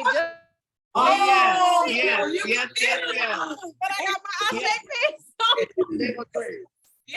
Constance gonna laugh at me because I was trying them on, and I'm a little too thick, and this was the biggest size they had. But I was like, I'm a buy these, because these is Ashè pants and they got Ashè hands on them. So I wore them today just for y'all. All right. But that armor, that armor is so real. And like, just thinking about how with your poem, Sunni, talk about how Oshun is so often misunderstood. And I think a big part of the misunderstanding that I see is just like a shallow surface understanding of beauty. And I appreciate so much you talking about like Monica, the work that you do is spiritual on so many levels, but like the process of like beautifying our spirits and beautifying our souls as we beautify our physicality, as we adorn ourselves with what helps us to feel more like our highest selves, and how that process invites us into somatic and embodied feelings of protection and safety. That like me putting these pants on, or me like washing my body with this soap, like there's an energy, like y'all talked about, there's energy in those walls. So if I bought something that was in them walls, then I got that energy from them walls on my legs, right? But you have it too anyway. You have it anyway. But it's nice to have the, the physical, like you said. But thank you, boo. Thank y'all. And the last question I want to ask before we get the Q&A, my students, I'm sorry, we supposed to start class at 6, y'all. So, you know, they here, this is class. This is our class today, okay? Class is stretching, and I appreciate y'all rocking with us. But I really want to end with this question around land and geography, because New Orleans is such a spiritual space, and ancestral medicine feels so tied to the physical landscape of the city. And I want to shout out Akila Tony, who is a young poet with Ashè, and she talks about the swamps and the cypress trees as mirrors of her own experience, and that inspired me so much. And so much of your poetry, Sunni, is about like this relationship to nature and spirituality. I'm also thinking about me, Jamie, and Monica being at Lincoln Beach, and how local activists like Monica's homegirl Bliss are working to develop that space, develop a space where Black folks can come together in nature and be at peace. So I'm just wondering, what is healing in nature look like for y'all, and how y'all engage nature to restore your own soul, and how ancestors show up for you and spirits show up for you in those spaces? And also opportunity to talk more about Lincoln Beach for folks who are not familiar with that project and process too. Monica, I know you've been real involved. If you want to start, and you know, we could kick it to whoever, and then we getting into Q&A, y'all. Thank you so much for your patience. So like Lincoln Beach, my grandparents would always talk about Lincoln Beach. They, you know, they called it the Black Beach, that you had to take the bus, and they said it was like a field trip because the New Orleans East area when they were younger was nothing but like swamp and woods. So it was like this field trip to the country to them. So they would always talk about it, and I really didn't know where it was. My daddy would talk about it, you know, like, so like back during COVID, one of my sister-in-law's like very best friends, Sage Michael, he started like posting like that he was going back there to start, like he had been back there, he wanted to clean it up, and he felt like it could be like a great like refuge and like an honor to, you know, ancestors to you know, to clean this place up and have it in New Orleans East. That's a predominantly like 99.9% Black neighborhood that has been underserved. And doesn't have like adequate resources. And so then then another guy, Reggie, he came and started cleaning up, and then they just started this whole campaign to clean up Lincoln Beach, to restore Lincoln Beach, and not to what it was, because originally Lincoln Beach, I'll tell you the history. So, you know, during segregation, New Orleans had a white beach called Pontchartrain Beach, and then they had Lincoln Beach.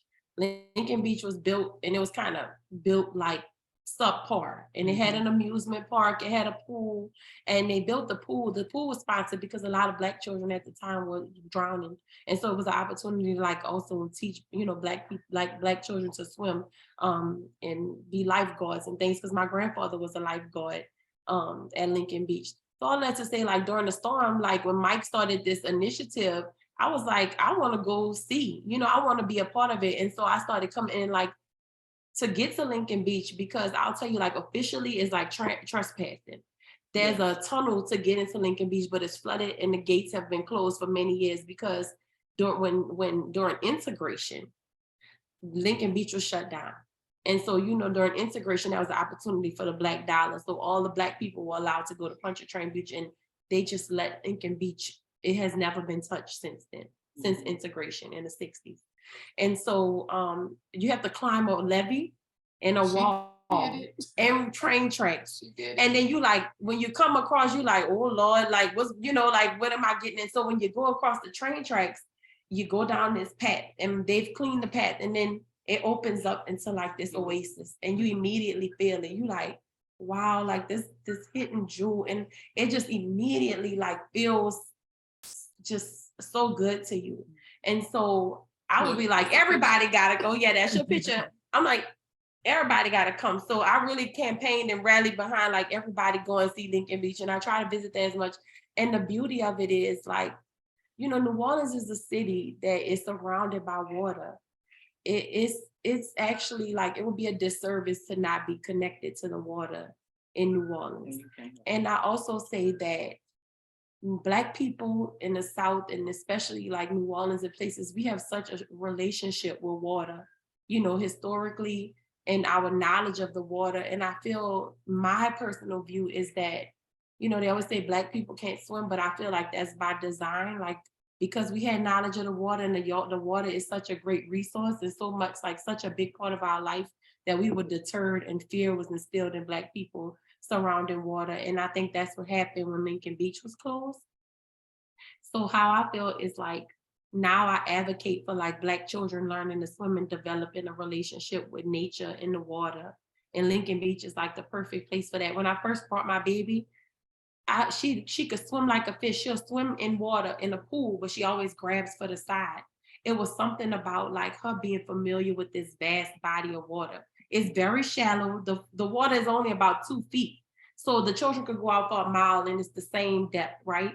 But it's something about the vastness that's the beauty. Like the uncertainty and the vastness, and them trusting like being in that water and developing like a relationship and a comfort level with the water. So yeah, that's my experience with Lincoln Beach. And there's so much more to that story. And I'll just say, like, if anybody comes to New Orleans, please come visit. And we finally, like, they have the activists, Bliss, Mike, Sage, and so many other people that have been a part of this committee have really like been really like, I'm talking about like going to the city council meetings. They have been advocating for this to reopen, and they finally got funded, like federal funding, like $25 million to reopen Lincoln Beach. So it's really gonna happen, and we won't have to climb the wall soon.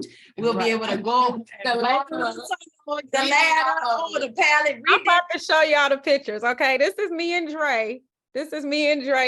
Climbing the levee. I don't know if y'all can see it good. Yeah, you did it, Reed. And I that's did. the reward. It's like if you could get over, it's a reward. I got it. This is Jamie climbing over. We've had to climb trains, under trains. Got across the train tracks. Yeah. And Jamie and Dre at the water. I'm just finding little pictures on my phone to show y'all so y'all can see. It is such a beautiful space. I don't know if the glare is blocking it, but it's such a beautiful oasis space. And I'm just so proud of the work that y'all are doing, and so grateful. I'm sorry if someone asked that. We'll type it in. Yeah, New Orleans for Lincoln Beach. New Orleans. Let's see. Okay, yeah, it's like a reward. Once you get over it, it's like everybody has had the same experience. Once they cross the tracks and go down there, like, yeah, it's like really like the gates open up, and they like, and then as soon as you put your feet in the water, I can't put my finger on it, but it's something healing about those waters at that beach. So yeah, if y'all ever Orleans. Thank you, Monica. It's everything. Mm-hmm.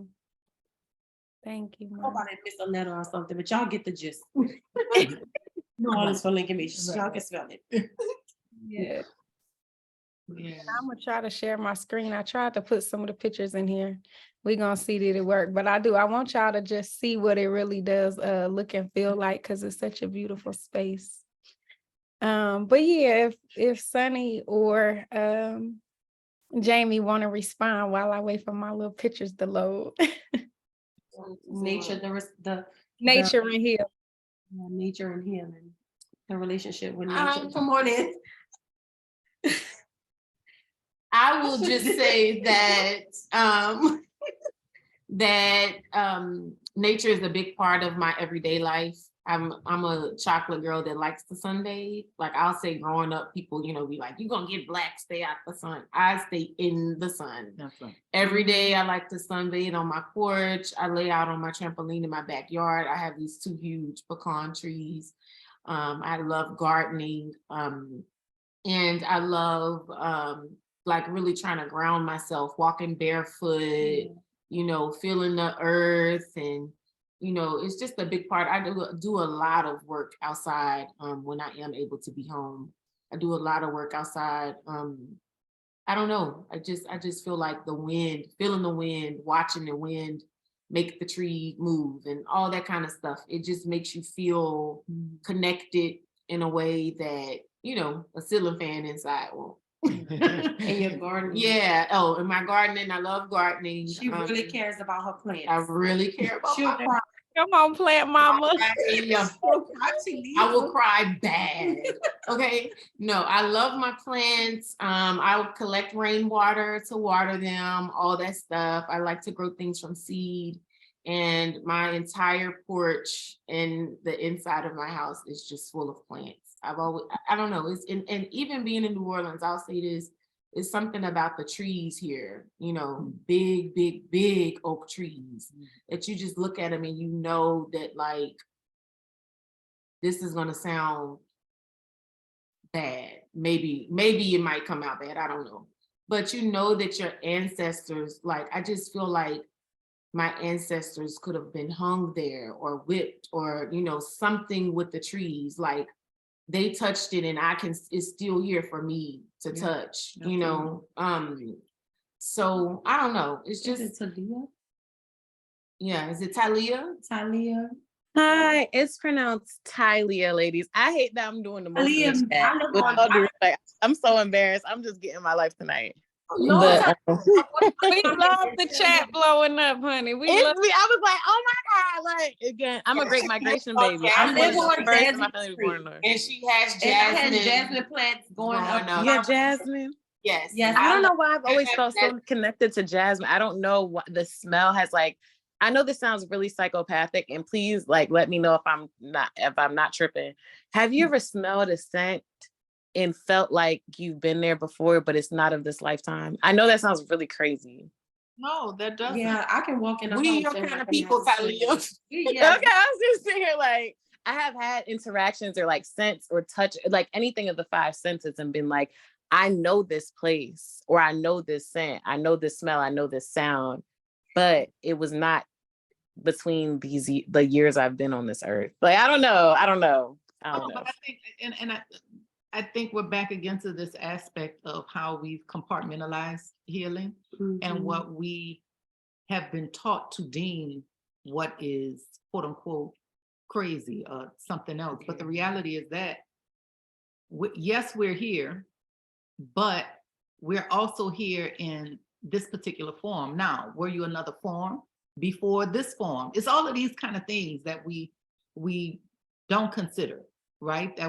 So when we're talking about what is a thing, even when we think about this aspect of scent, right? And we think about just the olfactory system and how scent is connected to heart, how all of these things play a part in our development, play a part in our lack of development. What colors do we see? What colors are we seeing? What, all of these kind of things that our memory spans lifetimes. So I think it would be foolish almost to not, to I guess not see yourself in all of these places. We exist in all of these places. And then there's the cultural genetic. It's not just this aspect of, our family genetics. It's also the cultural genetic that's passed down, what it is that we experience from one generation to another, region, all of these kind of things, to where it's like, I was just in Kemet, Egypt a few weeks ago. And one scent that I bought was is one of the only scents that they don't export, which is a Nubian jasmine. They get it from there and they don't export it. So I was like, oh, that's the one I gotta buy, right? Because I love jasmine as well. So it's those kind of things that transporter. Could it be from this place? Could the jasmine scent be from another place? Could the jasmine scent be from another place? Could it be because in your plant form you were that kind of tree? It's those kind of things that we have to consider. And I think what we really do have to consider is that we are bigger than what we seem. Yes. That's really the thing about this. You are bigger. If we knew how you're talking about the vastness of water, but everything truly that we're seeing is really an outer experience of an inner reflection, right? It's really, or an outer reflection of an inner experience in this way, right? So when we're talking about the vastness of water, we're talking about this aspect of, this is us, this is me, this is you, this is you, this is you, this is the vastness of who you are, this is your expansiveness, this is seeing, this is you truly seeing how big you are. This is you seeing how vast your riches are. This is you seeing how wonderfully, you know, and even the simplicity, the complex simplicity of how you are made. You know, it's just these kind of things that so often we brush off like, oh man, that ain't nothing. Yeah. But it's like, nah, this is something. I love that explanation, ladies. Thank you.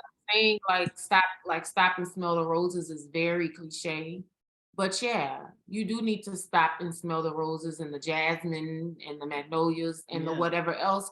We spent time the other day when we went to brunch. We couldn't stop. We were smelling magnolias. We kept walking by that same magnolia tree back and forth. We just was sitting there smelling magnolias. And see what that leads you to. Yeah. You know, knowing that you are so much more than just what you can see and the tangible, you know. Yes, and I finally got my little photos up, so I did want to share them with y'all because and you talked about grounding. I put mine up now, Reed. Look, it's Jamie. I put you on blast. I love this picture, but this is kind of the climbing. You got to cross over the railroad track and climb here to get to the Lincoln Beach. This is Jamie and Dre at Lincoln Beach. Again, Jamie and Dre. And this is me and Dre. Dre helped me with my markers because my markers was falling when I was trying to climb. But something else that really moved me, this is the last thing I'm gonna say, we're gonna get in the Q&A, and I appreciate y'all so much for y'all patience.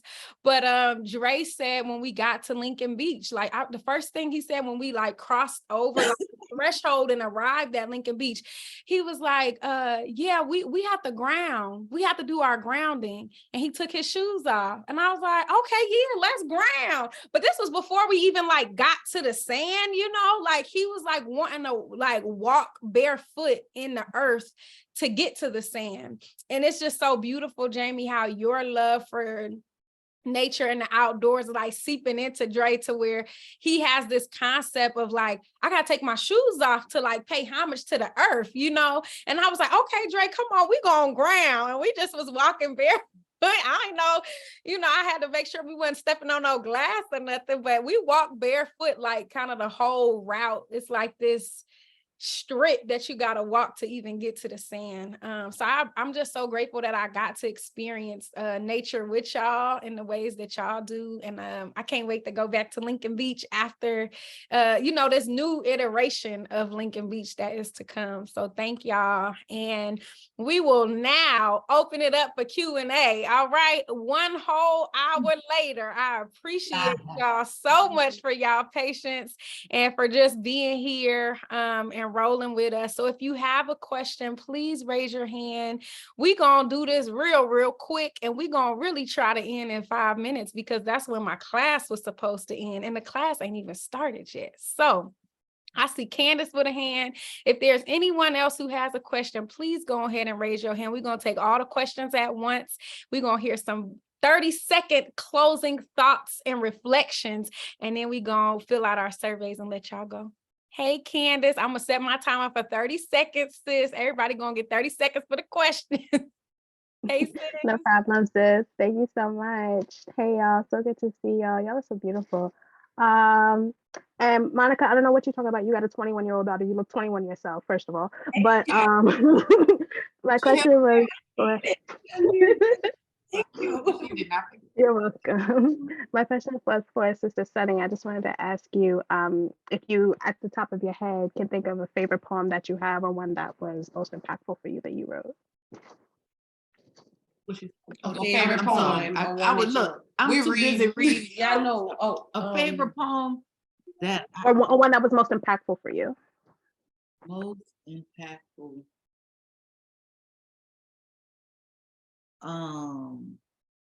Ooh, I don't know.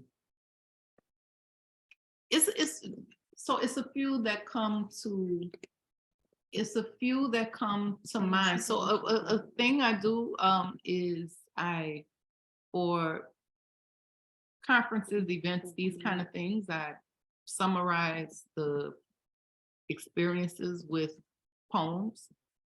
And the poems are based on what has been said already in the like in the event, if it's a panel, if it's a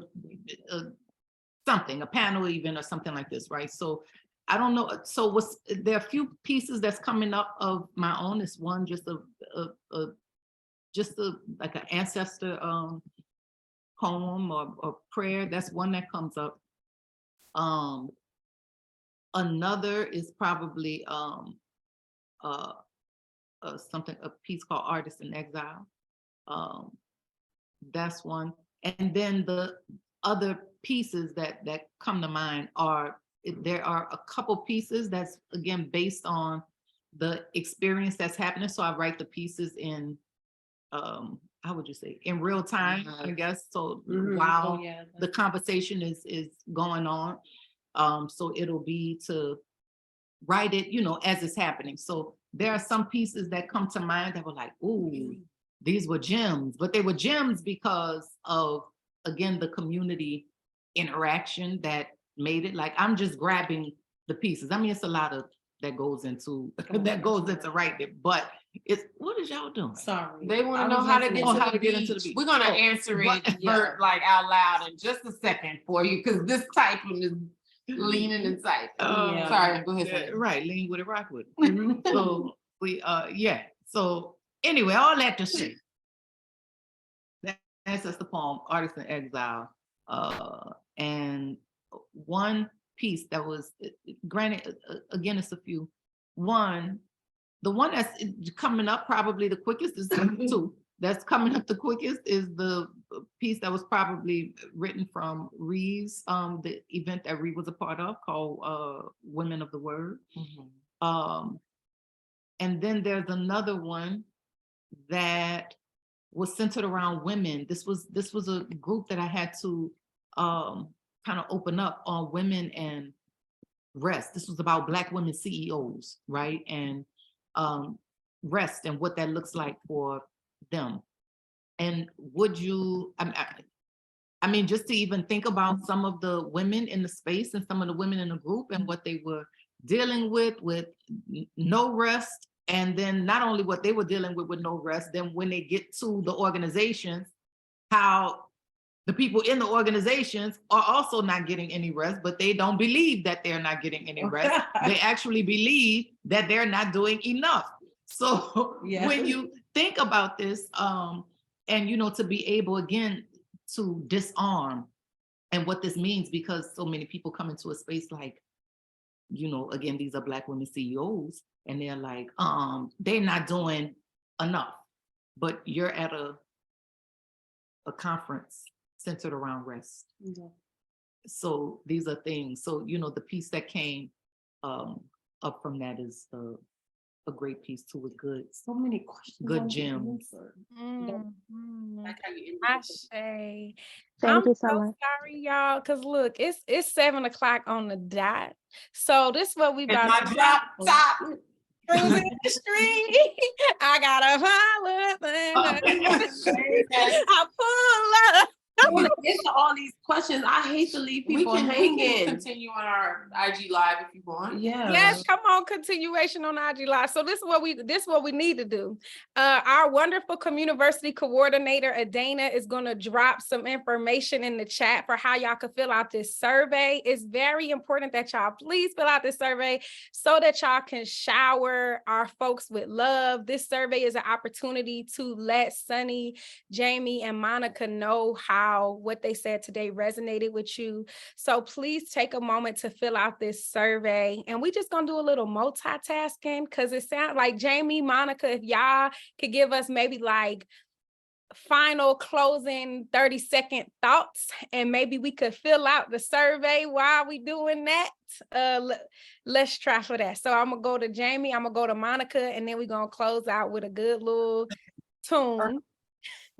Look, so can I say, can they close? But then because of this work, I want us to absolutely do, if this is possible, the Wellness Manifesto. I would love that. I would love that. Thank you. We could close with that Wellness Manifesto. I'll just explain what the Wellness Manifesto is. The Wellness Manifesto is like our agreement, a proclamation of what we feel we deserve individually and as a community. And it's like an agreement with ourselves and our community for what we deserve. Like I said, like a proclamation of sorts. So, Sunni, Take it away. take it away. So, oh Lord, wait, I'm sorry. So while Sunni is finding that, I'm laughing. Wait, look, I wrote it. So, okay, a little plug. The RTA, the Regional Transit Authority, right? I'm doing these like affirmations on city buses, right? So to read and everything for city buses. So I was about to give y'all the wrong thing. that's okay. So So while she's getting that, she has it. I was gonna just say, follow us on Instagram at I Deserve It NOLA. And y'all can follow us just to stay connected with what we have going on as a program within an organization. Yes. Yes. okay. So the Wellness Manifesto, it says, because we are here, present and on purpose, because we are not afterthoughts or things looking to be put off for another time, because our health, wellness, and overall well-being are all worthy of full expression, functioning at optimal levels and sustained by lifestyles thriving in a culture of consciousness, care, and concern. We deserve to live long lives, surrounded by supportive communities and safe neighborhoods. We have a right to affordable, accessible, and quality housing, food, and healthcare. It is here we proclaim, I deserve it, where the collective I comes together, unified, dignified, and aware, empowered by one another's existence, knowing we are all deserving of every good thing this life has to offer. So that's something we share in every community. It's something that is seen and put up as a reminder. So this is our, it's a wellness manifesto, but like Monica said, yes, a proclamation, but it's also a community agreement. Yes. So it's something that, we put out to say together that this is a thing, so that you can, even if you don't feel it at this moment, just say it with us so that maybe you can feel it when you leave, or when you need just a particular word, you're able to say just even to yourself, okay, I deserve it. What is the it? You can define that for yourself. Mm-hmm. Right, so that's a big part of this community work. Can we place us to answer the question later? No, there's not a place for us to answer the questions later. I appreciate y'all so much, and I appreciate everybody who is on this call who just been rocking with us. Thank you to my students for being flexible. If we didn't get to answer your question, I'm sorry. I was just saying, if you had like a burning question that we didn't get to answer, or we didn't answer at the end after you asked it and everything that was said, just go on the Instagram for real. I'm not really just trying to get followers, like for real, but just DM it to us and we'll just answer it later. It's something that you just gotta know. Yes, thank y'all so much. We are gonna take one more minute to fill out those surveys, and while y'all are filling out those surveys, I'm going to play something by Sunni that is on Spotify that I love. I wonder. And then we gonna close in about 60 seconds. And so Jamie, Monica, Sunni, if y'all wanna Ancestor, take my hand, Ancestor, let me stand. Ancestor, I get tired. Ancestor, I get weak. My nose, I get warm. Ancestor, through the storm. Ancestor, through the night. Ancestor, lead me on. Ancestor, through the light. Ancestor, take my hand. Ancestors, and lead me on. My way grows drip. I deserve it _Nola. Thank y'all so much. When my life is almost gone.